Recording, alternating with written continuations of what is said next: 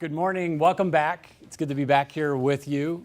For those of you that don't know me, I'm Chris Hewitt. I'm the Vice President of Marketing here at West. So I read today's topic, as I usually do, Jody's topic, and I found, this part of the description that I really like. I think it was inspired, thoughtful action and how it leads to results. I love that. I'll be taking notes. I'm going to learn something. But you know what's interesting about that, right? So it's action and results, right? Think about that for just a minute. I do have a slide, just one, but we'll get through it pretty quickly. So action and results. So I think this is we've known each other long enough, right? This is a pretty safe room, right? Safe environment. As a discipline, sales and marketing has been known to take some pretty crazy liberties with the statement of action and results, right? You think about things like brand impressions, all right, or sentiment, right? You ever heard one of those and how much it costs to generate those?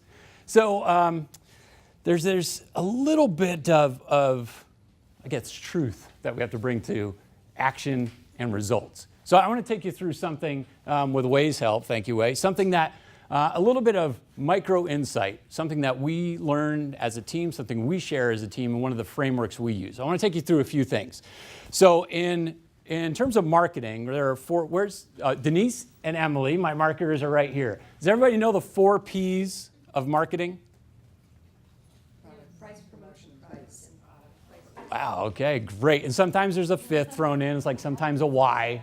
They say people. But what I argue is that almost equally important are the 4 C's of marketing. And it's directly related to how action generates results. So there are 4 things. The first one's coincidence. And so I'll go at you fast here. The second one's correlation. The third one's contribution. And the 4th one is causation. All right, so other than some fancy 4C words, what does it mean? This is actually how, when we look at marketing, and this applies to all disciplines, whether it's finance, customer service, operations, across the board, it's how our actions actually return results. So coincidence is awesome, right? Coincidence happens to be when 2 things happen that are not necessarily related. They just happen. It's coincidence, it's random, it's chance. Correlation is when things happen and things happen not directly because of, but maybe in part of. A good example of this is usually what you see in brand advertising. So if you see billboards and print ads and things like when West went out there and we wrapped the light rail and we see a general increase in traffic from the Phoenix market, we can say, oh, great, look at what we did. The problem with that is we often think it's causation, but it's actually just correlation. Contribution is interesting. I'm going to skip over that one. I'm going to get to causation. Causation is when we have 2 things that are directly related. So when you meet somebody and shake their hand and they say, wow, I love what you're selling, I want to sign up right now, that's causal, usually. It's very hard to determine, it's very hard to measure.